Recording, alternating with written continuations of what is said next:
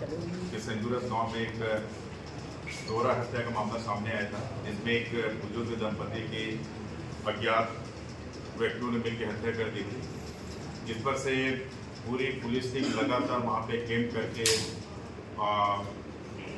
जो भी साक्ष्य मिल रहे थे उस पर से आगे की कार्रवाई कर रहे थे।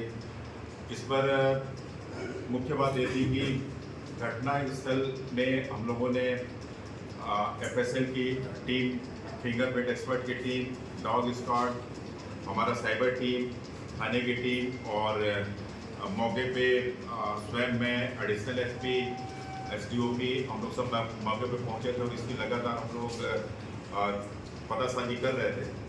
इसी में एक पोर्टल है CIR।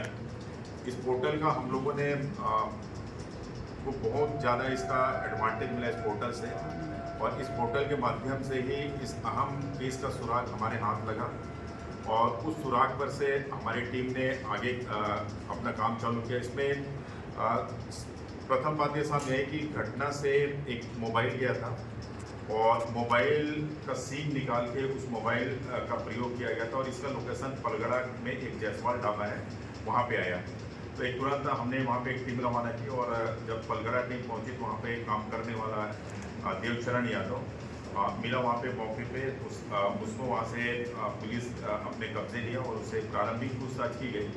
प्रारंभिक पूछताछ में उसने अपने साथी जो कि सिंदूरस के पास के गाँव का है, पटरी पानी का, उसका नाम सामने आया।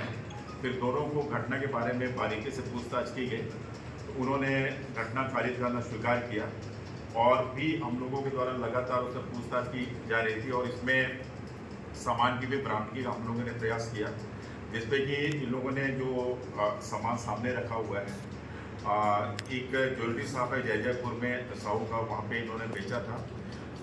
इसमें एक खास बात यह है कि जो मुक्ता में जो मर्डर हुआ था आज से 2024 में, उसका भी इन्हीं लोगों ने ही इस हत्या को अंजाम दिया था। क्योंकि इसमें जो एक आरोपी है उसका मुक्ता के पास के गांव में ससुराल है, उस गांव में उसका आना जाना था और उस गांव में भी क्योंकि वो भी बुजुर्ग दंपति थे, पति पत्नी घर में रहते थे, इनके अलावा उनके और कोई भी वारिस नहीं थे। इसका उन्होंने मौके का फ़ायदा उठाया और वहाँ से भी उन्होंने दोनों की हत्या करके वहाँ से भी कुछ सामान लेके गए थे, जिसको कि इसने खरीदा था। ये जो है ये सोना है जो वहाँ से, ये वाला ये सोना वहाँ से किया था, जिसको इन लोगों ने गला के ऐसा कर दिया। ये जो है ये पूरा अभी जो सिंदूरस वाली घटना का है, जिसको इन्होंने गला नहीं पाए थे, ये चांदी है जो कि मुक्ता वाले कांड में मिला था और ये आला जरब दोनों जगह के हैं, जिसको कि बरामद किया गया है। और भी हम लोगों ने और भी इसे गहनता से पूछताछ किया, लेकिन इसमें और भी कोई बात सामने नहीं आया। चूँकि इन लोग गाँव में ही रहते हैं और एक दो बार इन लोगों का मामूली बात दोनों परिवार सोना बताए थे, बट इन लोगों का मेन जो मोटस ऑपरेंडी सामने है, यही बात सामने है कि इन लोग बुजुर्ग दंपति को ही अपना मतलब टारगेट किए थे और दो घटना इन लोग पहले भी एक घटना के इन लोग अंजाम दे चुके थे। इनका मनोबल थोड़ा बढ़ गया था कि उस टाइम क्योंकि लोग पकड़े नहीं गए थे, 2024 का मामला है, 2026 हो गया था, तो इनका हौसला थोड़ा बुलंद हो गया था। इसी के चलते इन्होंने जो सिंदूरस वाला वारदात है इसको इन्होंने अंजाम दिया। लेकिन पुलिस की तत्परता और सतर्कता से इतने बड़े मामला का आज निराकरण हो पाया है और इसमें निश्चित ही हमारे रेंज के जो पुलिस महानिरीक्षक हैं मिस्टर राम गोपाल गर्ग सर, उनका भी हम लोग को सतत मार्गदर्शन मिला कि घटना के बाद से लेकर लगातार वो मेरे से एडिशनल SP, SDOP, थाना प्रभारी, साइबर प्रभारी से लगातार वो चर्चा कर रहे थे और इतनी बड़ी मामला का खुलासा हुआ। तो निश्चित ही सर्किल पुलिस के लिए बहुत बड़ा अचीवमेंट है और इसके लिए हमारे रेंज के जो IG साहब हैं उन्होंने पूरी पुलिस टीम को नगद पुरस्कार देने की उन्होंने घोषणा की। वारदात की वजह क्या थी? वारदात में एक बताया सिंपल वजह कि चूँकि लोग दोनों कुछ काम धाम करते नहीं हैं, ऐसी बस घूम फिर के अपना जीवन बसर कर। एक तो उसमें ढाबा में काम करता था, उनको मालूम में पलगड़ा ढाबा था, लेकिन दूसरा जो व्यक्ति है गाँव में रहता था, कुछ भी काम नहीं करता था सिवाय बस घूम के दारू पीना और ऐसा कुछ भी मतलब बनी मजदूरी तक कभी काम नहीं करता था। और उनके घर से इन्होंने जो सोना चांदी जो बेचा था उसी का पैसा 77,000 उसके घर से बरामद हुआ था। वो पूरा पैसा कि हमने रिकवरी किया और फिर क्या कहने से जो सोना जो उनके पास भेजा था साहू जी के पास वो पूरा रिकवर हो गया एज इट इज।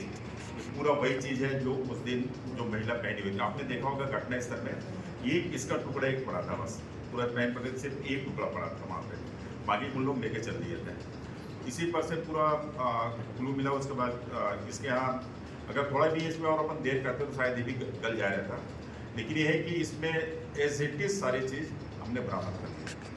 सर, मुक्ता की घटना में पुलिस के सामने क्या चुनौती थी जो अपन ट्रैक नहीं कर रहे?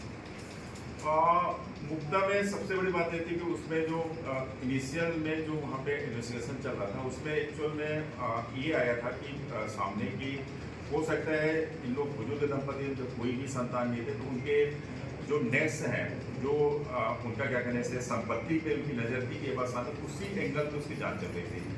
लेकिन उसमें मुझे ऐसा लगा लूट के एंगल से बिल्कुल भी जांच नहीं हुई। अगर लूट के एंगल से जांच होती तो शायद थोड़ा सा उसमें वो मिल सकता था, क्योंकि इसमें एकदम क्लियर कर था कि उसका आप लोगों ने देखा, मैं पहले ही कहा कि उसमें सोने का कुछ टूटा हुआ चीज़ वहाँ पे मिला था। तो निश्चित इसमें एक चीज़ आ गया था, अगर आप अंदर गए तो पेटी भी पूरा बिखरा पड़ा था। उन्होंने एक जो ऊपर एक पेटी रखा था उसको खोल के देखा था, उसमें भी कुछ